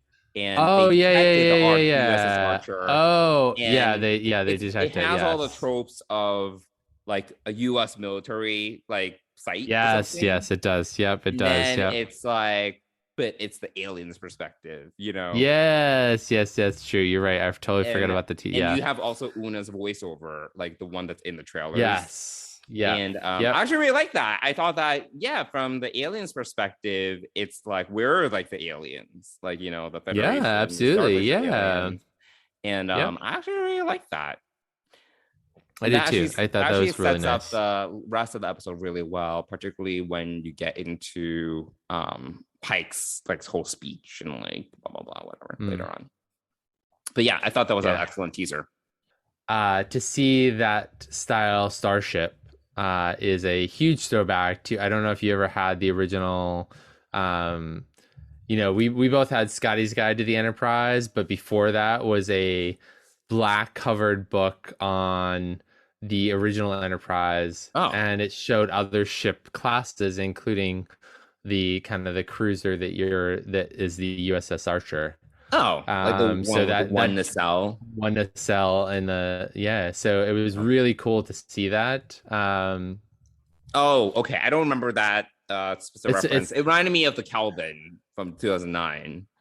This is I can see this is from the essentially the Federation guide to, I'll try to find the book title, okay, it's essentially the blueprints, not the official, like there is a blueprints of the Enterprise. This is like a book of blueprints. It's got the UFP charter in it and a bunch of other things. Okay. It's actually kind of cool. But it has these other class ships, and this is one of them. The design is familiar in that way. So I thought that was a really nice throwback to the original Trek. Sure. And Archer, of course, great callback. Yes, of course. Great callback. So they get there and then they're attacked, and so they. I'm sure we're skipping over some pieces, but it's fine. Like we get there, we're going to save Una. They are attacked with plasma torpedoes or whatever. Right. Yeah. And then they realize that, oh wait, there's like no subspace chatter. They have nothing in orbit. Yeah. They're saying like there's no reason, there's no way that this is a species that has achieved warp technology yet. And then Spock was the one that said, it's not. Actually, it looks like a warp bomb. Yeah. Which basically antimatter bomb, I guess. It's like and then Lon basically says, shields up, like get the shields up. Like, trust me, Captain. Like, so the other piece of all of this, right, is that you get this mysterious new character who's the head of security, who's suddenly promoted to number one. Mm-hmm. So there's this whole piece, which I don't know by the end of the episode I completely understand. Because she does. Una comes back, and then Pike offers they her have a chat. Commission. Yeah. But then I was like, wait, so was she not already an officer? That was a little confusing. I wasn't quite sure about that. Yeah, because she was head of security, and then she was, it is kind of weird. I guess if for Pike's kind of perspective, like he never really somehow she got on the ship and he didn't really choose her, maybe, and he wanted the option to choose her. But I would think that she's already commissioned on the Enterprise, and then she just got like a bump to first officer because Spock wanted to stay at science. But I don't So know, I but thought- that was a little that part. confusing. It didn't really bother me. I was like, okay, sure. No. But he does make her explain it after the fact. But we see our first away mission, which is, set up to go back. You need to do some facial changes, and in this But what way, happened? Remember the TNG era though? Like it was just a little plastic surgery. It was like it wasn't like let's change your genome. Like because I was like, it would have been easier if they actually just did. Bashir, Beverly and Bashir, they would do plastic surgery. And then maybe give them some contacts or something versus like let's change your genome for a minute, which I thought was interesting. Yeah. I thought maybe that decide to abandon that because it's too unstable. Maybe I don't know. Yeah, I mean that's possible because she Nurse Chapel brings that on board. That's something that she brings to the table. Yeah, maybe it's not something that more experimental. Not something that Mbenga has in his repertoire, but this is something that she brings to the table. So I thought that was kind of interesting. And then Lon refuses the sedative, which I'm still not clear on by the end of the episode either. But anyway, I love. What do you mean? She just wants to be. I think she just wants to be like fully aware. She doesn't like the idea of having her senses dulled. Maybe. Yeah, but it just feels mysterious and weird. It doesn't feel like. Oh really? I just think she's just she's very intense, and she is very intense. Very intense, and she's like, no, I need to be in my A game. Don't give me a sedative because she doesn't want. Yeah. She's a little too intense, and she's very intense. She's very, very, very intense, as we see later on, in further down the line. Absolutely. So they beam down, which I think is really great. You see them come into the. So what I love is that they program their clothing into the transporter. Yeah, that's so advanced. I thought that was really cool. I thought that was really cool, actually. And it was cool. And then Spock didn't have pants or something. Yeah, it didn't have pants, but.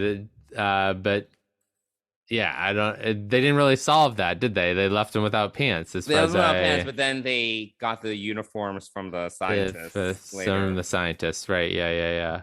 So I thought that it was just an enjoyable like first contact, covert mission, rescue mission, find out what the heck's going on here. Yeah. I thought a lot of cloak and dagger. I love the pushing Kyle to figure out a way to get this medicine into him. His eye.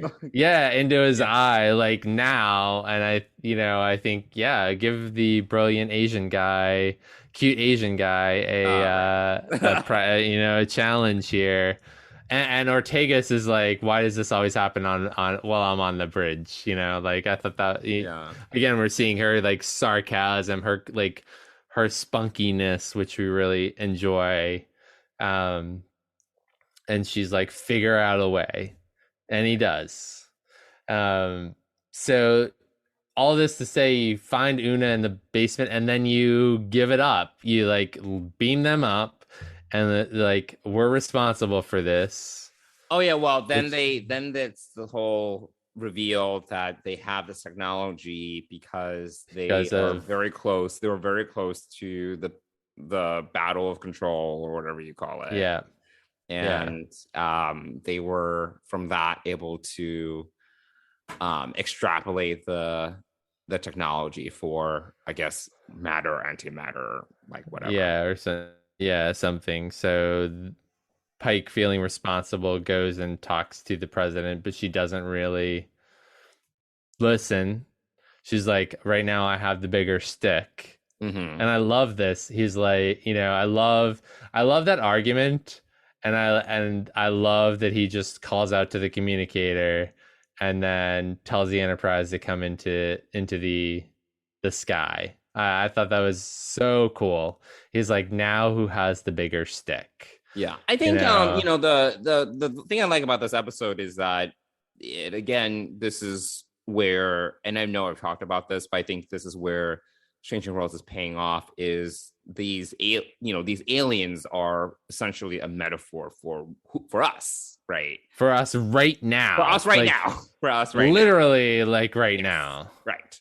And it's all about like, who has the power, who has the bigger stick is the one that wins. And that segues really well into Pike's whole argument, right? About you can go and destroy yourselves because that's what happened to us, or you can choose a different path. And I really like that. And it was like, yes, it was making the point without like being overly preachy. And it's like, we get it.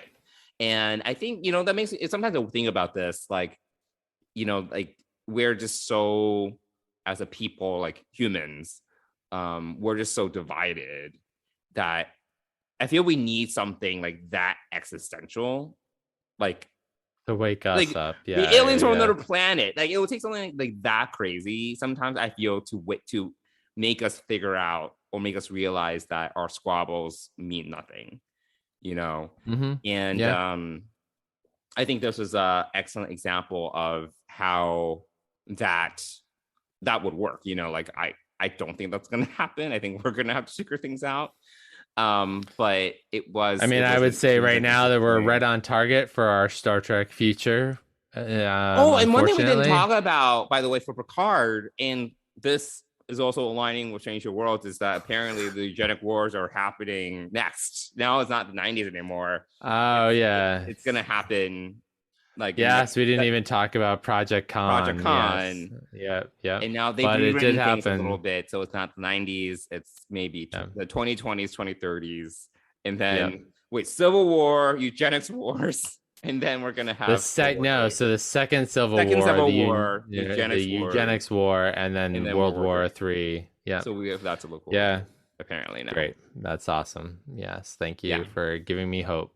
But apparently need to go through all that before 2063 first contact, before we get visited by aliens. But no, I love the scene, and also it was in the trailers, but where the Enterprise goes into low orbit, and it's just there. And then he later on beams right into the middle of their arguments and does this presentation of Earth's history. But before that, remember he so this is after Spock and his discussion with the president. They're back on the Enterprise somehow. We're just kind of skip back to back on the Enterprise, and then it's him, La'an, and Spock. So yes, before we get to the scene where Pike goes down and interrupts them, we're back on the Enterprise, and there's a conversation between Pike, Spock, and La'an, and they're kind of just debating a little bit. And I do vaguely remember. And then La'an is like, La'an just is kind of just upset, and she's like, not believing you're gonna die is what gets you killed. That's what she says.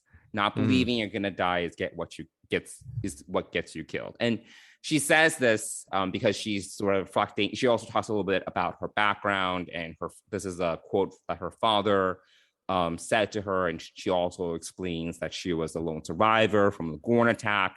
But this makes Pike it makes him realize his own situation where he knows it's going to die, so he can use that as as like a learning experience versus kind of like not knowing that's coming. And then it also helps him to realize that he needs to show these people that if they continue on this path, they're all gonna die. So So this is actually, I kind of butchered it, but it was actually a very well articulated scene between the three of them, and it's also what spurs Pike to kind of be like, pull of the archives. I'd show them like what our history was like. Yeah, like break into their communication so you can share this is what I think he directs Cadet Uhura to do. Correct. In this episode. So they leave that there. This planet's going to become part of the Federation now, and they go back and Oh, but then we go down and he shows like World War III happening on Earth, by the way. Yeah. No, that's we he beams down and and we see like New York in the flames. Like yes, New York and Paris blown off the face of the earth. Yeah. That was fun to see. And then he offers to let them join the Federation, which is definitely not usual, because usually they wait until it's not only like right, but also they wait until they like one government, but also this is pre-Prime Directive, so the Prime Directive actually like apparently gets more solidified after this incident. And then Robert April said there was a loophole because of the whole and he got sworn into what happened to Discovery, so he knows all of that now, which is interesting. And apparently Lon does too, knows some of those details, because he knows like you can't share that, but he's like, I don't care, which I kind of like that. I kind of like that he's and I said this last week, he's the perfect balance between Picard and Kirk. Right. He's like got that I don't care, like that cowboy mentality, which makes sense with the horse in the mountains and Montana and all that. But he's also got this, he's also really super diplomatic, as we saw in Discovery season 2. So, he's a calm, cool, he doesn't overreact.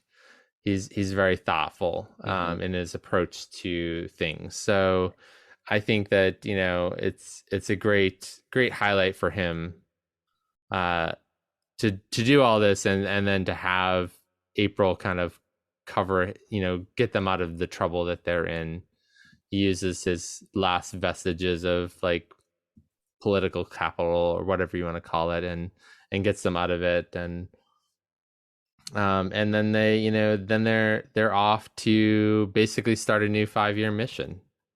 Essentially, is what I'm sort of gathering, is that they're going to, this is the start of their new 5-year mission. Go out and explore. I guess. I guess so. Yeah, because he comes back onto the bridge and says, and Ortegas asks him what the mission is, and he says, seek out life and new civilizations, and Uhura says, cool. It's cool, which is like really like I like her.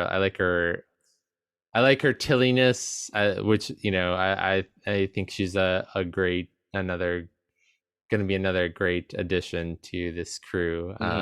Having a cadet who's kind of wide-eyed and bushy-tailed and ready for this sort of work. So I think really strong out of the gates. Had all the hallmarks of continuity, of adventure, of peril, of and I like that at the end of the day, it's like a lot of it revolves around the development of a character, right? It's about like the whole thing really revolves around Pike and him getting over the vision that he got on Boreth and kind of embracing his fate, right? And being able to see it as something that he can use versus something that is debilitating. Right. And I even everything with the mission and everything that happened, it kind of all revolves around that realization. So that's at the end of the day, it's about the characters. It's about the characters and not just what's happening. Right. Yes. Yeah. It is about the characters, and also throughout all of this, while we're getting this deep dive into Pike, we're meeting a lot of the new crew and getting to know them and their dynamic. I think we do. We get to see a little bit of each one. I think we definitely get to see a little bit more of M'Benga and Chapel in this one. With some, with little bits of Uhura and Ortegas. Everyone gets a chance to shine at some point. So. Yeah, and I'm looking forward to seeing how they highlight each character going forward. So I'm really, really excited for it, and I think this is going to be a great new show, and I'm excited to talk more about it. So bring it on. And we're back to just having one episode a week for another 9 weeks, which takes us up to when I pretty much go away for vacation. So, oh my God. Yeah. I think Crazy. so. A lot of fun. I enjoy this. This is also a show where I feel like I can watch it again and again and just enjoy it. Yeah, I don't really have any complaints. No. Yeah, I really, wow, I really did think this is an excellent pilot. Let's just make a quick note of the time, 11:19 on Sunday, May 8th. All right. Johnson is overly positive about Star Trek. Anything I didn't like. I can't even think of anything, to be honest. Yeah. And the one character that I do really like that they're highlighting in this show is the Enterprise. The Enterprise is its own character, and it's beautiful. Luxurious.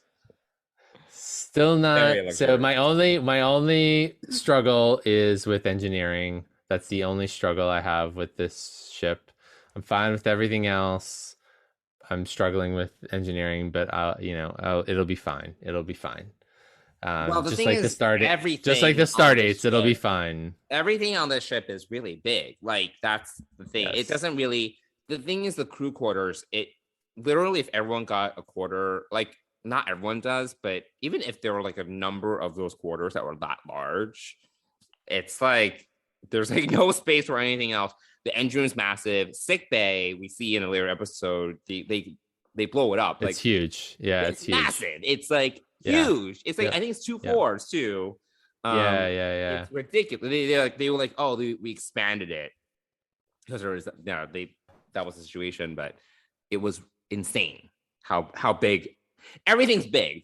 This is the thing. I don't think we'll be able to reconcile the amount of space that's inside the Enterprise with how large everything is, including the crew quarters, to be honest. Right. Yeah, I definitely agree with that. Like, if we wanted something more realistic, you would think like Enterprise, like the 2000 Enterprise, where literally it's a submarine. Like all the quarters are small. That's actually more realistic than this. Yeah. But it's fine. You know okay. what? I'm okay with it. Because I kind of like the eye candy. I'm actually fine with it. Yeah, it's a beautiful set. This set is just amazing. So kudos to them. Well, it's getting late, and I think we should wrap this up. I think it's been 2 hours. Yeah. So yeah, this is another. Well, we had 2 episodes to talk about. Whirlwind Deep Space Pride going on here, and I'm going to jump in and talk about Fansets. Yes, please do. So Fansets is the exclusive sponsor of Deep Space Pride and the Trek Geeks podcast network, and the Delta's Done Right collection is taking off, and it's hot. I mean, we've seen the Delta from Star Trek 2. We now have a Delta from the motion picture, which I got, which is really nice. It's magnetic, but they have even more coming. And the motion picture Delta is from May 1st, but on May 15th, they're going to release the Delta from Future Imperfect, the TNG Delta from Future Imperfect, which is really cool. They just released that promo for that this weekend.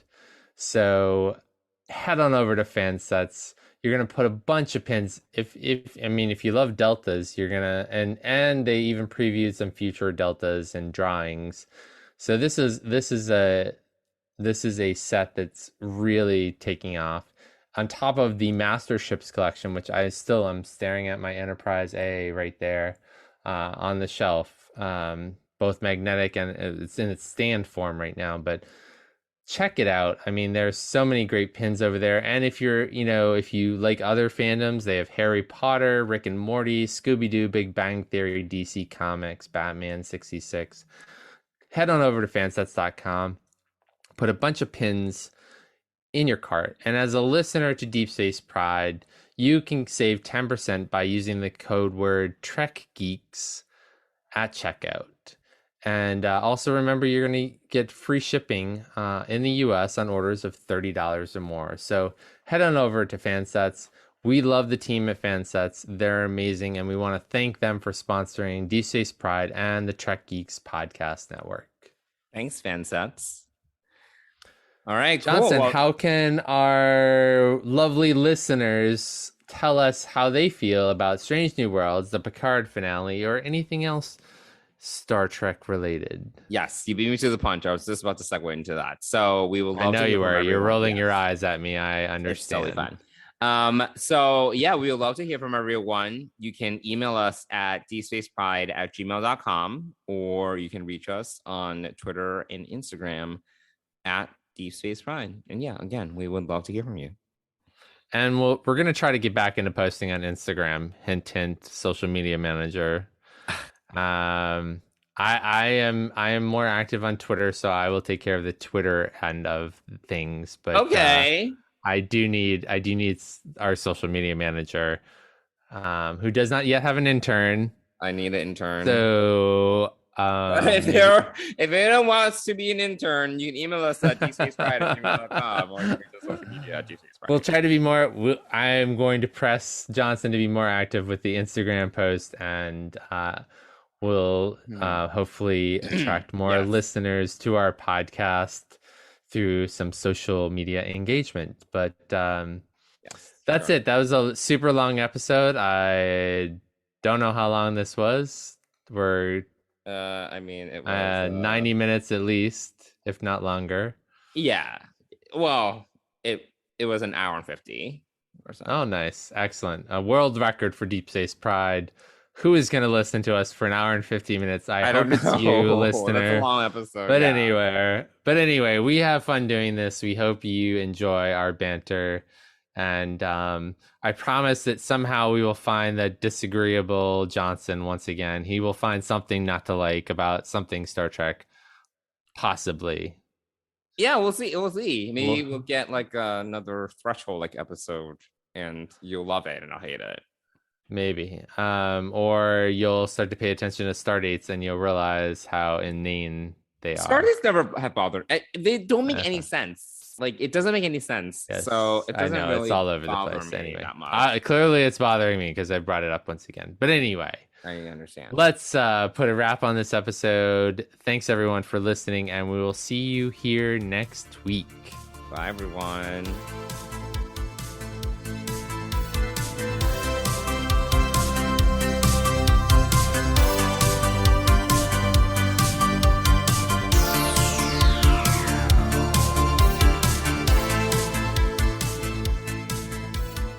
Deep Space Pride is a production of Coconut Media Works. Executive producers Bill Smith and Dan Davidson. For more great Star Trek discussion, discover the other shows of the Trek Geeks Podcast Network at trekgeeks.com, or find us in Apple Podcasts, Spotify, or your favorite podcast app.